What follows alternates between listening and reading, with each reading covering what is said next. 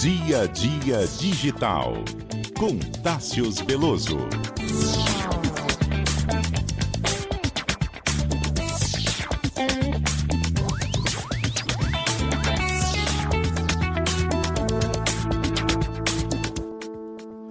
Muito bom dia para você, Tássius Veloso. E aí, Milton, bom dia para você, bom dia, Marcela, bom dia, ouvintes da CBN. Bom dia, Tássius. Tássius, nos ajuda a entender como é que funciona todo esse processo. Nós falávamos agora há pouco dos áudios que foram divulgados pela Polícia Federal, das conversas do ex-presidente Jair Bolsonaro com o filho, com o Malafaia, etc. Enfim, tudo isso que nós estamos acompanhando por aí. Não vou pedir para você comentar sobre o conteúdo, não, fica tranquilo. Eu quero só do ponto de vista da tecnologia. Porque primeiro disseram assim, apagaram os arquivos, quer dizer, tem todo um trabalho de perícia forense nesse processo. Tem. A gente pensa, Milton, mais antigamente, nas histórias, sei lá, de Sherlock Holmes, detetive famoso.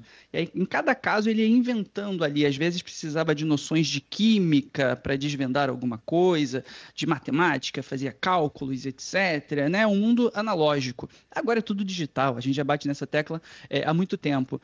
E isso é desempenhado pelos investigadores, no caso da Polícia Federal, né? nesse inquérito, e outras esferas também, o que se chama de perícia forense computacional, ou perícia digital. Esse é o nome que vem sendo utilizado mais recentemente. E a ideia, então, é descobrir como os dados digitais, os dados armazenados em dispositivos eletrônicos e também na nuvem, isso consegue ajudar a contar a história e principalmente a fase de produção de provas numa investigação. Então tem todo um campo, muitas técnicas, tem programas de computador especializados, e aí o que acontece digamos que sai um mandado de busca, mandado de apreensão, bate lá na porta da pessoa, se apresenta, olha a casa, pega documentos e nessas horas os investigadores obtêm também os dispositivos eletrônicos. Isso já é da praxe. O smartphone e o notebook, eles são, sem sombra de dúvida, os dois dispositivos mais importantes, porque as pessoas se comunicam ali, trabalham, então pode ter muita coisa.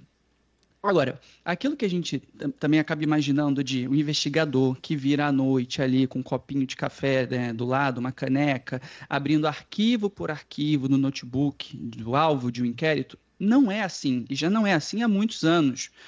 Hoje, os investigadores usam máquinas, usam programas de computador específicos para este fim. Existem empresas, uma canadense e outra israelense, que vendem software só disso. Aí pega o smartphone, pluga nesse equipamento e o equipamento produz, não é nem mais um raio-x, não é nem mais uma fotografia, é uma ressonância magnética do dispositivo eletrônico. É o que se chama de imagem, é o backup das informações. Essa é a etapa da extração de dados, depois começa a análise dos arquivos e análise desses equipamentos, o que é importante, inclusive, também para preservar essas informações. Então, é aí que começa a história toda, e aí a gente fala dos arquivos apagados, é isso?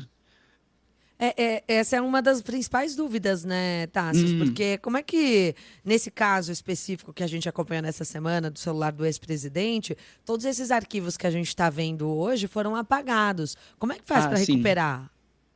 Existem também ferramentas, Marcela, que ajudam nisso, porque no passado existem casos famosos de investigações que começam e a pessoa rasga a papelada, queima, mas recentemente eu já vi histórias de investigados em âmbito de perícia forense digital que pegam um computador, jogam na piscina para tentar destruir as informações. Só que tem isso. Mas as leis da física, elas não valem exatamente no ambiente digital. E aí uma curiosidade de como esses sistemas funcionam, de computador e de celular, é que você tem lá os arquivos, eles ficam, sei lá, no Windows Explorer.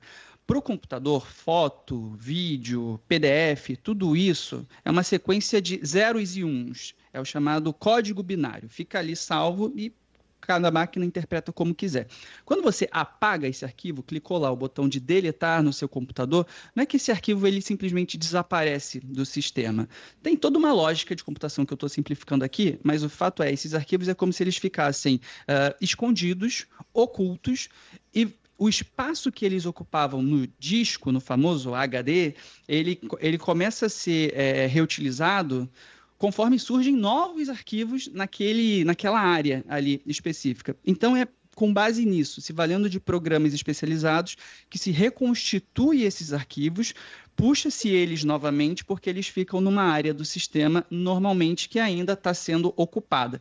É um trabalho, Milton e Marcela, que às vezes é um pouquinho mais simples, às vezes é um pouquinho mais delicado, existem sistemas mais avançados de computador, de proteção, enfim, vai depender do ambiente lá.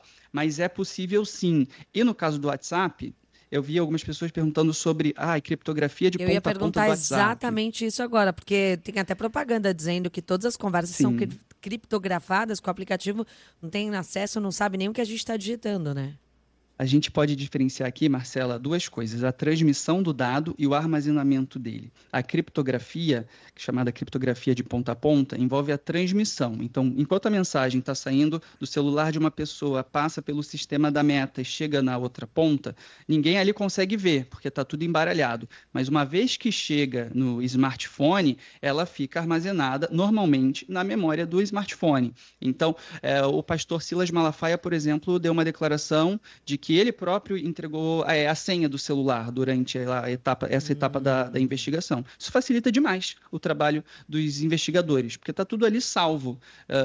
E dessa forma, com criptografia, sem criptografia da fase de transmissão, ainda assim os arquivos eles ficam visíveis para esses investigadores. Mas, para encerrar aqui, só queria bater na tecla de que é um negócio gigantesco, existem empresas especializadas nisso porque acaba sendo muito importante.